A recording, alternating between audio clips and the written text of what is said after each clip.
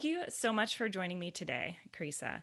I'm really excited for this conversation because you have a background in something that I'm not very familiar with, and I don't think a lot of the listeners will be familiar with either. So I'm excited to learn more about your history and then also dive in to hear about a book you're currently writing, but we will get to that part a little bit later. First off, I want to talk about your background. So you had a career in the energy sector. Can you share a bit hmm about your background and how you ended up joining Fannie Mae in 2010? Well, thank you very much, Kathy, for having me on your podcast. I'm thrilled to have the conversation today.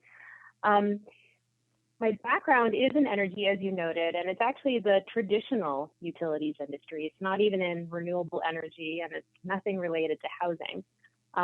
When I graduated college, I graduated with an international relations degree. Very much love languages, still do. So I speak Spanish, I speak Greek. My background is my family is Greek. And I knew that I wanted to go into an international setting. But back in 2000, when I was looking for jobs, I was putting my resumes into the resume boxes. That's how I used to do it a long time ago. Um, I ended up getting interviewed by a large consulting company with international offices. That was the big hook for me, international offices. And they hired me and they put me in the energy sector.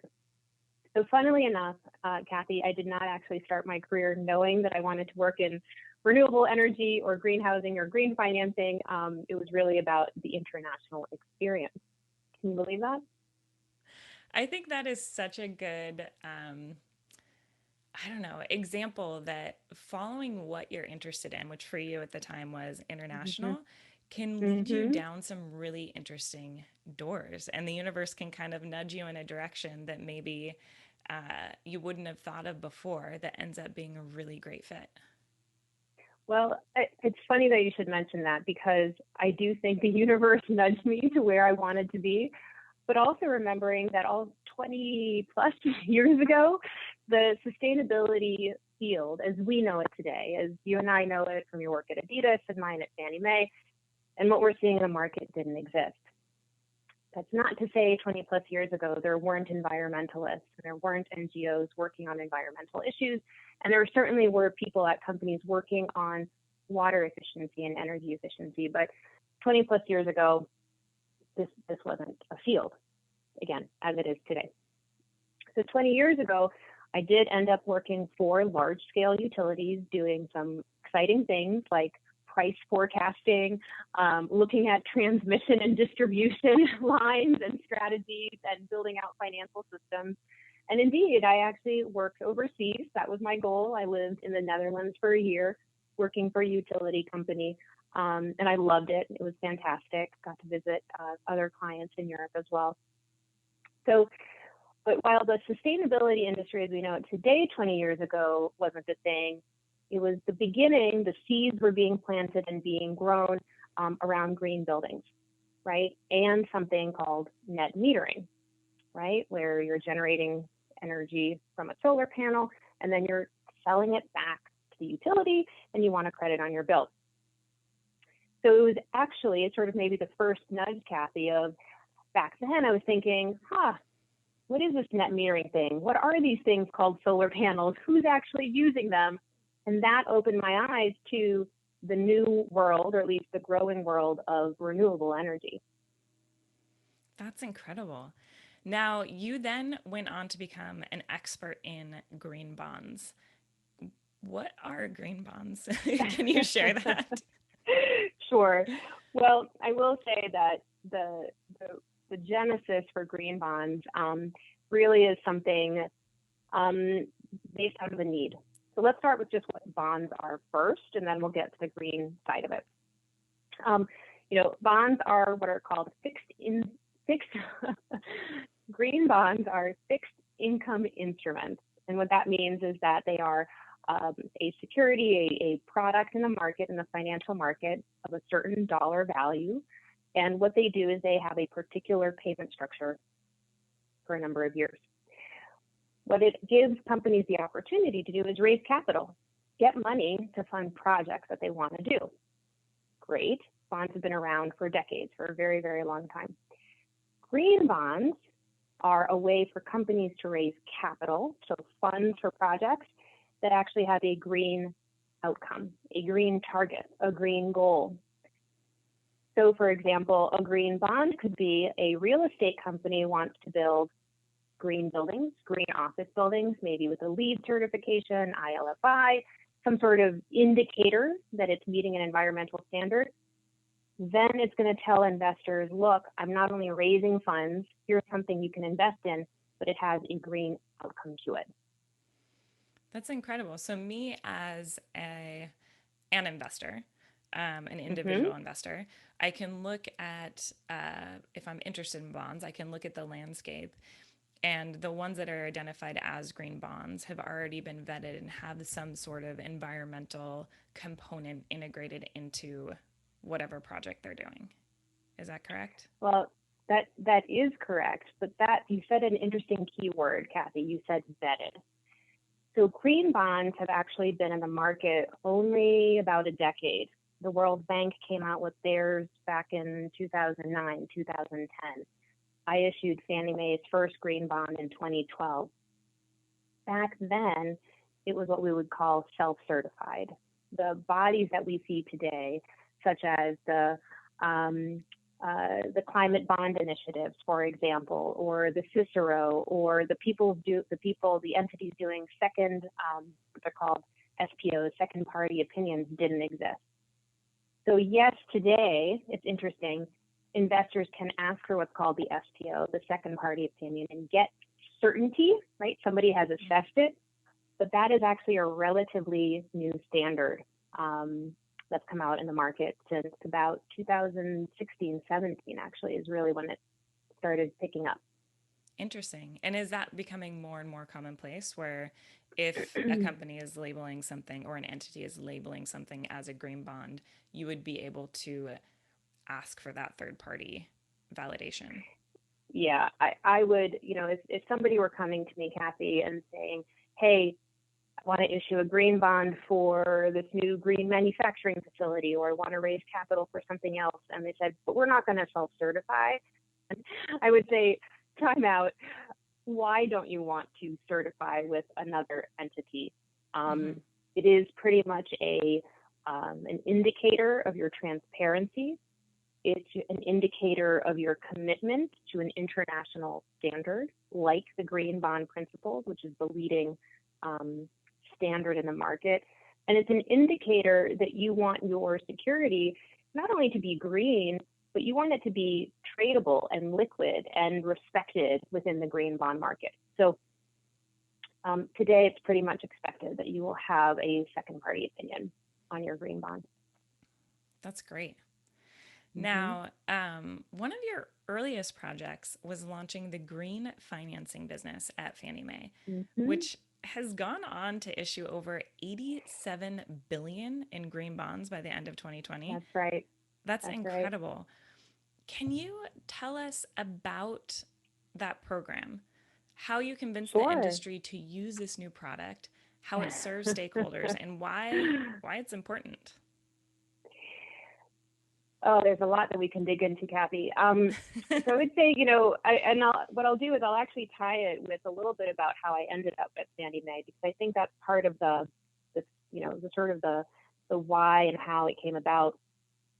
After working in the traditional energy industry and then getting interested in net metering, I became interested in green buildings, right? I got my LEED AP in 2009. I was very excited about that.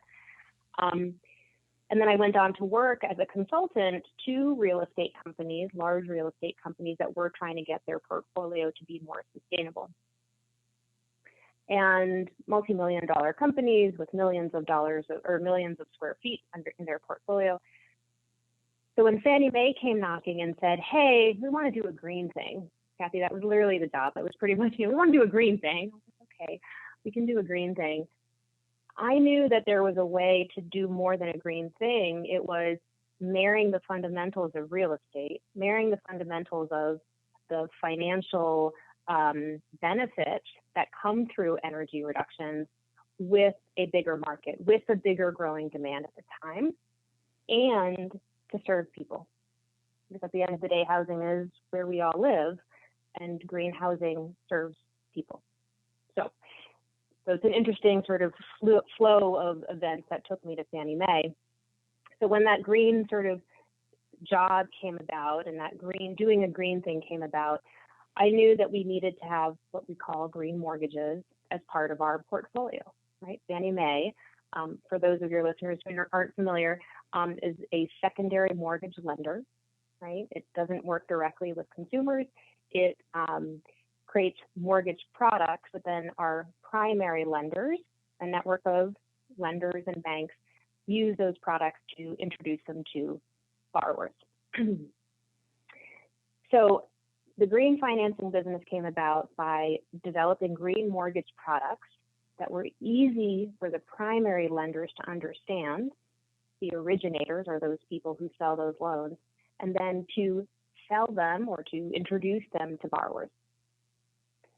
There's a lot in there, Kathy, but the genesis was figuring out how can you make green simple for people who were not energy auditors, for people who weren't immersed in environmental issues, to talk about the benefits of energy efficiency and water efficiency very simply to borrowers, again, with large real estate portfolios who wanted to make energy and water efficiency reductions in their portfolios.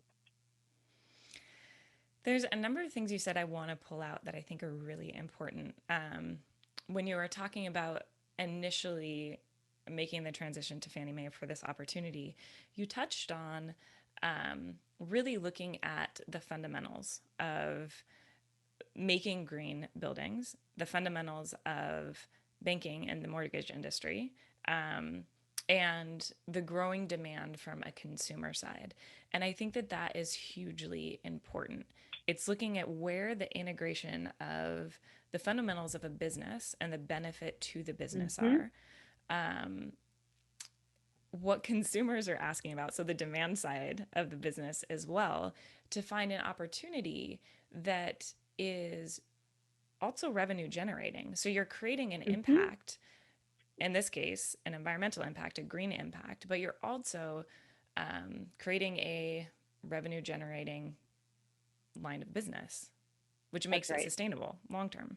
That's right. That's right.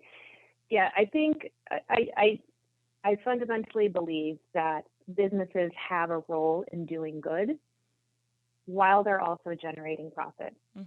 I do think it's possible. I think, though, businesses need to think about the product that they're designing very carefully in order to have a profitability outcome, a positive environmental outcome, and a social outcome, a positive social outcome. I think that I will speak more specifically about the green financing space. I think some of the challenges that I've seen over the years is a little bit of a red herring situation where entities, whether for-profit financial institution or smaller nonprofits or community development banks, have come out with a green financing product, a way to encourage people to invest in their properties, and have done very little what we call loan volume, right? They haven't sold a lot of loans. There hasn't been uptake by consumers. And so I think the red herring is people saying, oh, look, nobody cares about green products because we didn't do loan volume.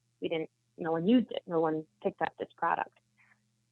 I think what consumers need are simple green products.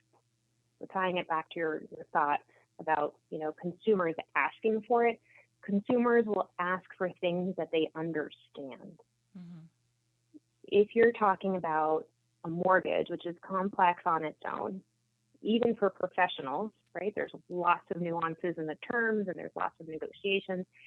If you then add the layer of, well, you need to understand the difference between source energy use intensity and site energy use intensity, and what does it mean for your faucets to have this flow rate and a SEER rating of this for your HVAC?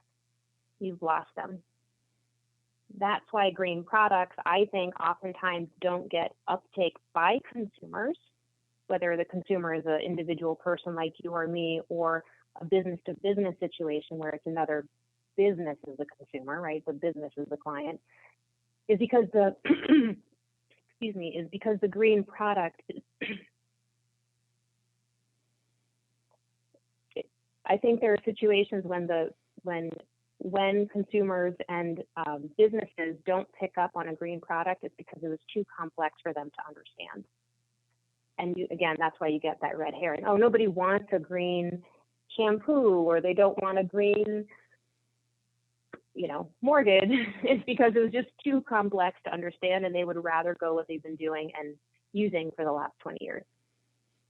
So that's a little bit of my thoughts there on that. I totally agree. And that's a really important point of simplicity of communication, but also transparency. And sometimes those two things can feel at odds, because once you start looking into sustainability as an example, it can get complicated pretty fast. And I think that that's where, if we circle back earlier in the conversation where we talked about third party validation, where that sort of external stamp of approval can show that all of those details have been checked, that the experts in this space agree that this product or this service meets certain standards. But then there is a really important communication part from the company to be able to go to the end consumer, the person who's not an expert in the space, and say, this is the most important thing for you to understand. And this is how your actions can make an impact by buying this product or engaging in this service. So it's kind of checking two different boxes in two different ways, with a third party validation, but then also really simple communication. I think so. I think also, if you think about the why do people act, it's usually because there's something in it for them, right? So again, why are you going to choose this green shampoo? Why are you going to use this green mortgage product? It's because you understand the benefit to you directly, not just the reducing X metric tons of greenhouse gases from the environment. That's good. I agree with that. Fundamentally, it has to be there. But in the case of the green mortgage products, right, coming back to that, it was developer, borrower of debt from Fannie Mae and our lenders. By using a green mortgage product, your energy bills are going to go down, your water bills are going to go down. So that'll increase your net operating income. But not only that, there's additional capital that you're putting into the property that should over time increase the value of it. And a better maintained property means that your renters want to stay. Why is that important? Well, if your renter renews their lease, you don't have to put in money to refresh that apartment. You're not spending money on paint every 12 months. You don't need to recruit and find as many new tenants because you have a high retention rate, right? And a low vacancy rate. So those things that I just talked about are a result of the greenness, the green elements, the energy efficiency and water efficiency. But if you say, go do a green mortgage because it's just about KWH and water reduction, you've lost people. So it's not only keeping it simple, but it is truthfully keeping in mind that you have to think about what is going to motivate that end consumer to act. And it's usually they're going to act because it's good for them. Absolutely. Yeah. Now, shifting a little bit, you also ended up leading ESG at Fannie Mae, which stands for Environmental, Social, and Governance. Can you talk a little bit about launching that strategy? Sure. So, the ESG strategy really came as a result of demand. And in this case, it was investor demand. So as Fannie Mae became the largest issuer of green bonds in the world, and it still is, I'm proud to say, starting in 2017, I would be on the road with our capital markets team meeting with bond investors and specifically green bond investors. And the ones in Europe said to me, Chrissa, we love your green bond. We love the second party opinion. It meets all of our check boxes except one. Fannie Mae as an entity, as an organization, has a D plus on the ESG ratings, which means we can't invest in you. The green bonds are great, but we can't invest in the bonds because the entity, the issuing organization, Fannie Mae, has a D plus, which is below our bar. Interesting. So there you had a disconnect, right, Kathy? Fannie Mae is the largest issuer of green bonds in the world, but as an organization, it had a D plus, according to a couple rating agencies. And so that was back in 2017 and 18. I took that back to my leadership and I said, we can't have that disconnect, right?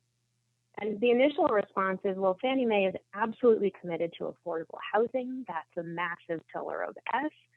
That is actually within our charter, and our responsibility to the US population is supporting affordable quality housing. And of course, we've got strong governance, we've got a board, and we've got diversity policies, and we've got a diverse staff. Anyway, and I said, it's not enough, right? We need to have a strategy that shows how all of these things are interconnected. So that's what happened, which was as a result of investor demand, right? And investor requirements, Fannie Mae launched the ESG strategy, and I was asked to lead it. So it is a different end of the spectrum, right? There's consumer demands, customer demands, but then also the investor voice is important, and I think is only going to get more important as we move forward. Absolutely. And that's such an important call out that ratings on ESG for companies are something that investors are continuing to look more and more at. Mm-hmm. And so there's this Mm-hmm. big shift in demand from a company Yeah. standpoint that if they haven't been doing ESG reporting, if they don't have a strategy to suddenly put that in place and figure out how to do it and figure out where to create transparency, how to benchmark themselves, the whole nine yards. Yeah. So I have, I've done a lot of analysis of the leading rating agencies, um, global rating agencies, ESG rating agencies with my team and a team of consultants. And I would say the following: they're all different. There is some overlap. Let's call it, this is not the scientific number, Kathy, but let's call it, there's maybe 40% overlap in the exact metric, the exact phrasing that they want. But the other 60% is vastly different. So I think companies really need to think about two things. One, you will not be able to get an A or 100 or a 3 stars or a AAA rating with all of them, because you can't be successful at all of the different priorities that these rating agencies have. But what you should be prepared to do is to actually have a strategy behind the ones that you do respond to, and that you do succeed in getting AAA, A plus, high mark ratings. Because what that actually shows your investors is you've been thoughtful. Mm-hmm. You've actually developed a strategy. You've developed goals. You've lined up your management team behind it. You've started thinking about how your core products in your business are actually going to deliver the meaningful impact, environmental and social and governance, that those rating agencies are measuring. So I would advise any company saying, oh, we need to get an A in all of them, we should just start a reporting agency or reporting group and start reporting to everything. I would say no. First, you need to take a step back. Think about what your priorities are.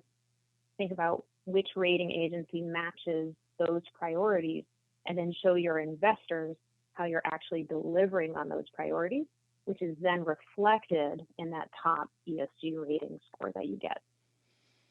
Absolutely. And to take a step back and add a little bit more color for the listeners that really aren't familiar with ESG. So you're talking about different rating systems, there's different frameworks for Mm-hmm. reporting, and a Yep. really important thing to mention is that there's no requirement globally, Right. universally. Right. There's no Right. universal standard. Correct. And so it is kind of the Wild West. And there are certain regions of the globe that are a bit more advanced in what they're starting to say they'll require from a reporting standpoint, like Mm-hmm. the European Mm-hmm. Union. And there's some frameworks that are more common in different regions of the world that companies are starting to report on, but there is no standard. And what's important in one industry is different than what's important in That's another, right. and even within companies within a specific industry. So that's where it starts getting pretty interesting pretty fast. Mm-hmm.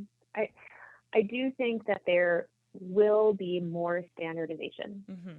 And I think for those of the listeners that are following what the SEC is contemplating, for example, following what the European Union is doing, um, regulatory bodies are absolutely thinking about what is the global standard, or at least the national standard, that companies can report against so that investors can look at apples to apples ESG performance of a company and have a better feel. I do, however, think it's a while away. I do think it's right. Regulations take a while to come out. Um, and I do think there will always be some regionalization, right? The Europeans will want one standard, the US will want another, Asia will have this other standard. Um, but I do think, one, more regulations are coming, which does mean more standardization. But two, in the meantime, while that's developing, companies really should think about how are they being transparent and Mm-hmm. consistent with their own reporting so they can show best effort to their investors when those investors ask for reports and analysis and data. Absolutely. Yeah. Now, there's another area of your background I'd love to dive into. So, you've been part of many public private partnerships, such as working with the EPA on Energy Star ratings. Mm-hmm. In your experience, what is each side best at bringing to the table? When are they best Mm, left to their separate domains, the public and the private? it's a great question, Kathy.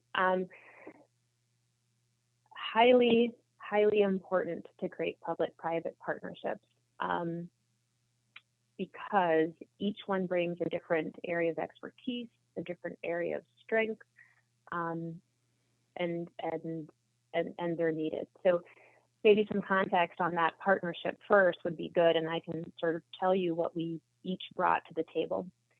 So back in 2010, 2011, I knew that we needed to not only have a green mortgage product, but we would need to measure success. What does that look like? Track energy performance. Um, and the Energy Star program, for those of your listeners who aren't familiar, has rating systems. It's a 1 to 100 rating system to tell you the energy performance of a building. And there's rating systems for office buildings, for example, and hospitals and churches. But there wasn't one for multifamily apartment buildings, which is the area that I was working in. So I knew that if I were to introduce a green mortgage product and I wanted to see over time, does the energy performance get better? I'd need to have an independent, credible partner to tell me and investors that yes, indeed, those properties were improving over time. So I reached out to the US EPA, my great partner there, Mike Zacks, and said, hey, are you interested in creating this score? And he said, yes, we'd love to, but we don't have the data, right? Because the Energy Star score is actually made as a result of looking at hundreds of buildings and saying, okay, this is the range of energy performance for properties. What's 50? What's at the 50th percentile? What's at the 100th percentile, right? They didn't have that data. They did not have multifamily data. So I said, we'll bring that data for you. So to answer your question, Kathy, what I brought to the table, what Fannie Mae really brought to the table was we did a survey. We had the funds to pay for a consultant to gather the data across the United States of multifamily buildings, and then to give that data anonymously, but still give that data to the EPA so then they could create the regressions, they could create the models, and they could come out with a 100, 1 to 100. So what we did is we brought the funds, we brought the willpower, we brought the connections to multifamily apartment buildings who are willing to give us the data, and they put their technical know-how behind it and created not only a really credible rating system, but one that also was within a family of other rating systems, so that people knew that it came from a trusted source. I don't think it would have had as much adoption as it did, Kathy, if it had been the Fannie Mae 1 to 100 rating system.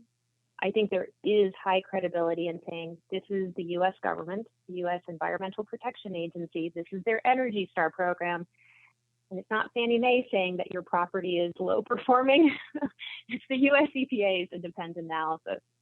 So it was a wonderful partnership, and that Energy Star rating for multifamily is one of their most used ones out of their whole portfolio today.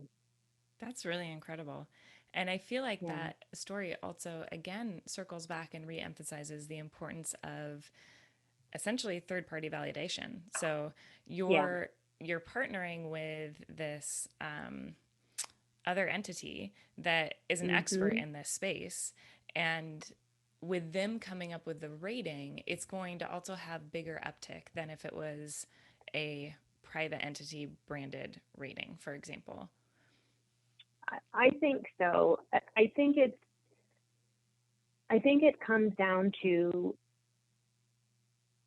you. You know, when you look at you would like verification from multiple sources, right? Sort of you Mm-hmm. go to a new restaurant, and generally you'll look at Yelp, and you'll talk to your friend and you'll say, did you like it? You'll look at Mm-hmm. the, the newspaper review. Um, and I think that gives you more confidence walking into that restaurant. So for green bonds, right, you would want an investor walking in the door or placing an order, right, to purchase a green bond from Fannie Mae, seeing that it has the US EPA's 1 to 100 number gives them more confidence. Mm-hmm. And I'm happy to give them that independent data, right? That independently verified performance. I think it is more powerful, and I fully support not only third-party ratings, but transparency, so provision of the data to investors so that they can make decisions that work best for their strategy, their portfolio, and their shareholders. Absolutely. Now, this year you left Fannie Mae to serve as an independent Mm-hmm. in an independent advisory capacity. And excitingly, you're writing a book about the Mm-hmm. chief sustainability officers at Fortune 500 companies. And you're talking to people in these roles at globally recognized brands such as IKEA, Coca-Cola, and Netflix. Can you tell us a bit about the genesis of the book? Sure. Well, gosh, some of it came through the fuzzy times of 2020 in the midst of the pandemic, where I was really thinking about leadership. I was thinking about what does it really take to be a leader, right? I mean, 2020 particularly, there were a lot of discussions around leadership around racial inequality, and leadership around environmental justice, and leadership around ESG. And I felt, as I looked at my personal library, as I was looking at it here, I didn't see a lot of books at the intersection of sustainability leadership, ESG leadership, and business. I think there's a lot of books about business leadership. I think there's a lot of books about why climate change is important to address and why social issues to address. And I have those books in my library here, but not how do you actually get the social and environmental change in a business context. So, so 2020 was a year of thinking about that intersection. And I knew from my experience leading Fannie Mae through the massive explosive growth of green financing and then first launching the ESG strategy, that there were other leaders who were tackling these same things, but their voice wasn't heard. So I decided to leave in March of this year to finally work on that. So sort of the genesis was 2020, but the real Congratulations. work started, yeah. So the genesis was back then. It took me a while to sort of transition. So March 2020 is when I jumped in and started interviewing these great chief sustainability officers, heads of ESG for companies that were at that intersection. I think that that is such an important intersection that you're diving into. And even if you look at the C suite, the existence of chief Mm-hmm. sustainability officers is relatively new, and a lot of companies don't have that role yet. So That's the fact exactly that you're right. putting this book together from leading Fortune 500 companies, it can help be a guide to other companies that are trying to figure out how to understand this space and how Exactly. it's coming to life in different industries and different places. Well, it's absolutely fascinating. You know, one of the longest standing CSOs is at Owens Corning, Frank Bernini O'Brien. So he's one of the people that I've interviewed. But 17 years is on the longer end of the spectrum. Other companies have had a sustainability office and even had connections to the C-suite, but haven't had it at the C-suite table. So Ezgi Barcenas, who I actually had the pleasure of interviewing today for the book, she's the new Chief Sustainability Officer for Anheuser-Busch InBev. That is actually a new role at the C-suite table. She reported as the global head of sustainability to the head of procurement, right? He was at the C-suite table, but it wasn't a CSO office. So companies are bringing sustainability up. They're bringing them to the C-suite table, and they're doing it, Kathy, for a particular reason. They're seeing that sustainability isn't successful on the side. It can't work in a vacuum. You can't have a multi-billion-dollar company and then have 5 people working on the side on sustainability. Sustainability is actually an overlay for all of your business activities. And putting that business overlay at the C-suite table means that when you're making critical decisions about investments, critical decisions about the 3-year strategy, there's a person at the table who's saying, well, what's the impact to the environment? Is it going to achieve our social goals? How is this actually going to impact our governance of all of these key issues? And how does that all together create greater value, not just for our shareholders, but also our employees who care deeply about environmental and social issues? So I think, Kathy, that the rise of the CSO, the Chief Sustainability Officer, or the head of the ESG at the C-suite table is only going to increase. And I do think that's where they belong, not buried 2 or 3 layers down. I absolutely agree. And one of the things you mentioned, I just want to stress even more is the importance when these departments, whether it's sustainability, whether it's corporate social responsibility, when they're not at that level, they're not business integrated. So it can Mm-hmm. be a department with super passionate people, super smart people, but if you aren't integrated into the business, then you end up getting lost in the mix. And when it comes to environmental, social, and governance, they do need to be woven into the fabric of the overall Mm-hmm. business strategy to be successful and to be impactful. I think uh, something that Emma Stewart, who's the CSO of Netflix, said to me comes to mind, which is when she was actually working on sustainability at Autodesk, even before, she said, I created value because I was the voice of the customer. Because the customer wanted something, I was able to then talk to the sales team and say, we need this design, we need this item.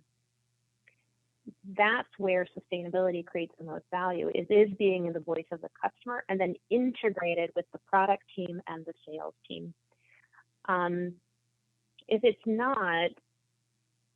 not, you can still achieve some environmental activities, some social activities, but you're not really gaining the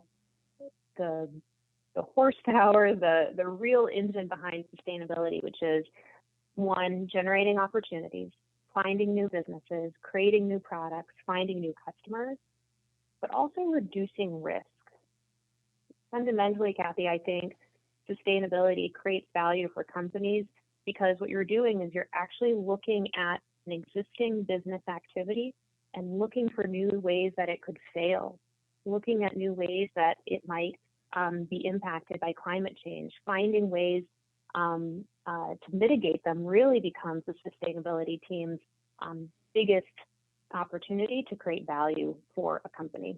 But they can only do that if they know the core product, know the core services intimately, and are part of the decisions and the meetings and the strategy discussions to design the product and to roll it out to the customer. Absolutely. It's like dusting off that old SWOT analysis from business school, and it's sustainability being a really important lens to look at strengths, weaknesses, opportunities, and Absolutely. threats. And as you said, de-risk an organization, or at the Mm-hmm. same time, find opportunities for an organization. And there's Exactly. another thing you touched on that I think is really important to call out, which is when these topics, if you have a chief sustainability officer at the C suite or ESG representative Mm-hmm. at the C suite and it's business integrated, then the entire organization understands what the company is trying to do. Instead of these being side departments that are kind of disconnected off and doing their own thing. And a big Mm-hmm. benefit to that is the increase in employee engagement because suddenly everyone's job has another layer of meaning because you're looking at impact as well as a company. So, impact on the environment, impact on society. And that can add so much meaning and value to the workforce, which is really important. I would agree with you. I think where I would take it is even a step further in saying maybe a little directly, maybe not as, um, I don't know if the right word is polished, but employees, right? And I was an employee and you were an employee, is it is about a company's priorities as it relates to me, right? And so it comes back to what we were talking earlier about, what's in it for me as a green mortgage user, as a borrower using a green mortgage. When it comes to a company talking about issues that matter to me as an employee, I do care what the percentage of women at the top is as a woman. And I can tell you, as having African American women on my team, they absolutely cared. What is the percentage of diversity of Black leadership at a company? And I cared about that too. So it is, a company has to recognize that, again, reducing metric tons of greenhouse gases, again, is important. But when it comes to the employees, it's, is the park that I take my kids next door to, the park in my neighborhood that I take my kids, is the river that runs by it clean so if they splash in it, they won't get sick? Or is the building that I go to work in, right, does it have healthy ventilation so that I don't get sick, so that when I go home, my kids don't get sick, or that I'm there to take care of them? So I do think companies are connecting that environmental and social issues matter for their employees, but I think more companies need to really understand that they care about social inequity, not because it's the right thing to care about. It's that fundamentally there are people within the company that have been discriminated against, or people who have family members that have been discriminated against, or friends, and they're expecting their company to do something about it because it matters to them. Mm-hmm. So it does become personal when we think about a company's environmental strategy and social strategy. Absolutely. I think that's a really great point. Um, Now we're running to the end of the podcast. This has been a great conversation. I want to ask, is there anything we didn't touch on that you want to share? Yes, actually, because I hope some of your listeners are just starting their sustainability career. and maybe looking at how do they get into this field. Um, so if you don't mind, Kathy, maybe a few of my thoughts about how do you enter sustainability or get engaged in ESG? Would Yeah. that be a good topic for the listener? Um, I, I think there are more formal avenues today than there were 20 plus years ago. I would say that having a certificate in sustainability, getting a degree where that's emphasized is good, and that's absolutely a good thing to have if that's what you're going for. But I would say it's not the only way to start in a sustainability career. And in fact, what I would really suggest people to do is actually go into the core business, go into procurement, right? Go into the marketing team, go into the finance department. And from there, you're going to learn valuable skills. And from the inside of those departments, you're going to say, hey, what do we pay for energy at our facilities? Or what is our diversity recruitment strategy, and why do we have such a low representation of Black women in the finance department, for example? I think that people can have a lot of impact on sustainability strategies and sustainability goals by actually not sitting on the sustainability team. And generally, Kathy, as you know, sustainability teams, while there's a lot more of them, they're generally small, right? They might be 5 people, 10 might be generous. I don't think I've seen many that are in the 15, 20 plus. In fact, that team is really highly matrixed with the finance department, the HR department, the core business, procurement, and so on. And so I think that being a sustainability expert is critical, and you can actually have a lot of impact being the sustainability expert within the core business and within core operations. I think that's really great advice. And what it brought to mind for me was the importance of collective action and collective voice. And so by bringing as an employee your passion for sustainability or diversity and inclusion or social impact into the conversation in any role you're in within your organization, letting it be known that that's important to you, asking the tough questions as far as what are we doing about this? What That's is our right. strategy? That's That right. will help move things in the right direction, and it adds your voice to collective action to create change. I fully agree. I think that the collective voice is important because it also tells the company what is important to the employees, Mm-hmm. right?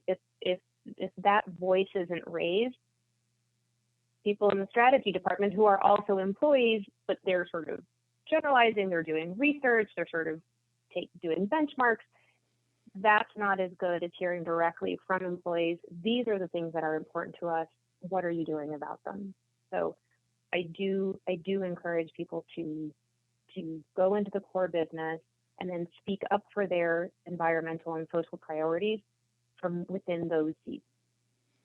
Absolutely. And I would say the same thing is true for any other seat, from the consumer seat, from the shareholder seat, Absolutely. asking those same questions. Absolutely. Completely agree, Kathy.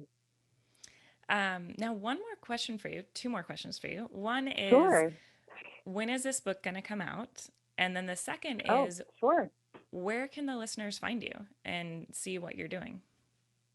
Sounds great. So the book is tentatively slated for January 2022. So I'm furiously working on the first draft of the manuscript and getting that to the publisher. The publisher is A Press next month. So very soon, around the corner, January 2022. The book is called Chief Sustainability Officers at Work. So sustainability and business. And where people can find me is LinkedIn. That's where I hang out the most. I post articles there, some insights and thoughts about the latest going on ESG. So follow me on LinkedIn, and I'm looking forward to connecting with your listeners. Fantastic. Thank you. And we will put a link to your LinkedIn in the show notes. Thank you. Well, thank you so much for this conversation. Thank you. This was fantastic. And I'm really excited about the podcast that you're doing because you're exploring so many different areas at the intersection of profit and purpose. And I think there's so much more that we can learn from other leaders in the industries that you talk to. Thank you.